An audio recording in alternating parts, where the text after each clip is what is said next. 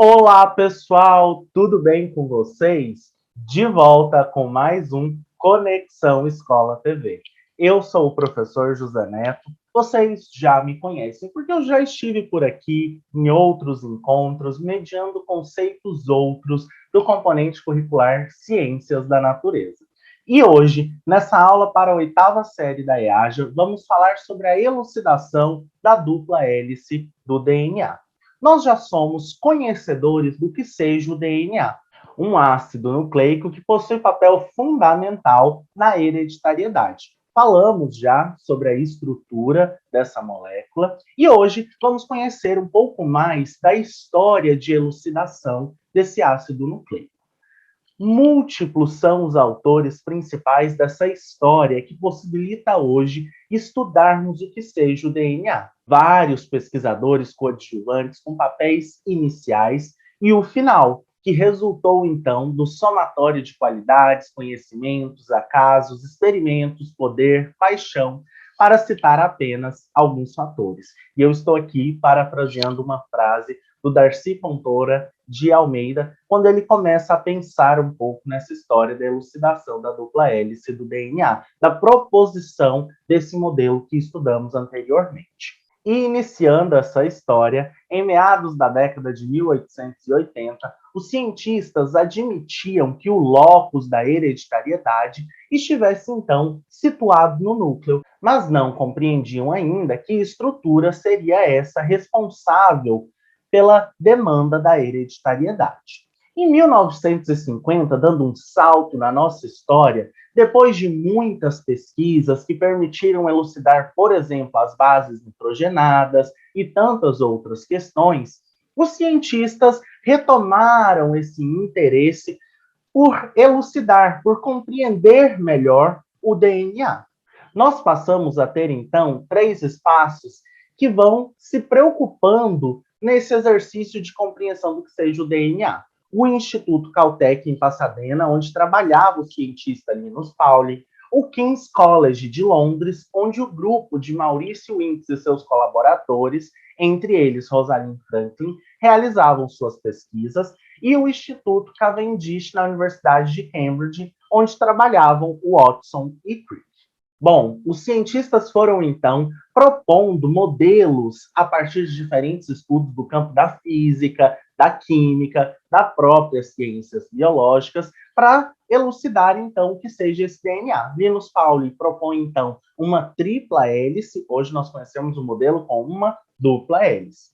Nós vamos avançando em estudos, nós temos, por exemplo, o despertar do interesse de Crick, que era um físico, nos estudos da elucidação do DNA, quando o autor faz a leitura do livro What is Life? O que é a vida? E aí ele passa a se questionar nesse sentido e, juntamente com o Watson, a tentar elucidar o que seja esse processo da hereditariedade, essa estrutura, o DNA. E eles começam a fazer esse processo de estudo a partir de um método que é a difração por raio-x de moléculas, e daqui a pouco nós vamos visualizar uma imagem.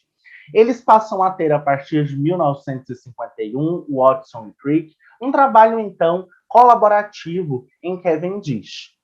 Nós vamos, então, avançando no trabalho de cristalografia no King's College, e esses trabalhos de Maurício Winckx e Rosalind Franklin vão se constituindo importantíssimos para as proposições que Watson e Crick vão começar a fazer.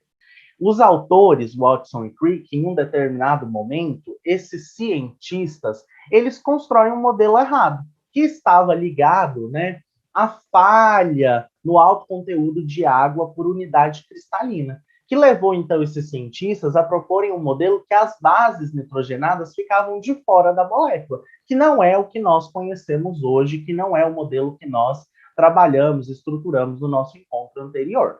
Nesse sentido, eles vão sendo proibidos de trabalharem com DNA, porque não estavam conseguindo fazer proposições que fossem aceitas pela comunidade científica.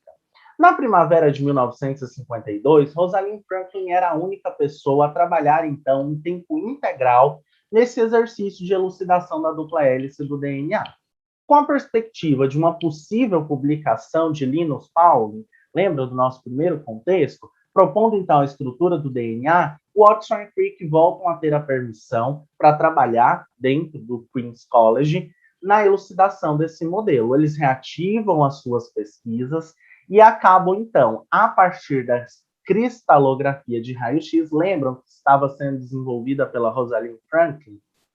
E nesse processo, então, a partir dos conhecimentos do campo da química e da física, e considerando os resultados dos trabalhos de outros cientistas, como de Chargaff, em Nova York, Rosalind Franklin e Maurício Winks, em Londres, conseguem, então, fazer a elucidação da dupla hélice do DNA. Nós precisamos entender que essa história é coletiva, diferentes autores coadjuvantes, lembra do nosso início da aula?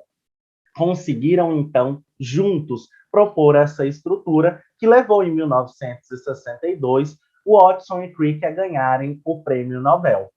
Os estudos da dupla hélice do DNA, da elucidação desse modelo, que diz da hereditariedade, foi fundamental para avançarmos em diferentes campos. A genética, um campo das ciências biológicas, avançou muito a partir dessa elucidação. E aí nós podemos falar, né, de clonagem, de transgênicos, e isso é assunto para um outro momento. Espero que vocês tenham gostado de compreender um pouquinho mais da história de elucidação do DNA.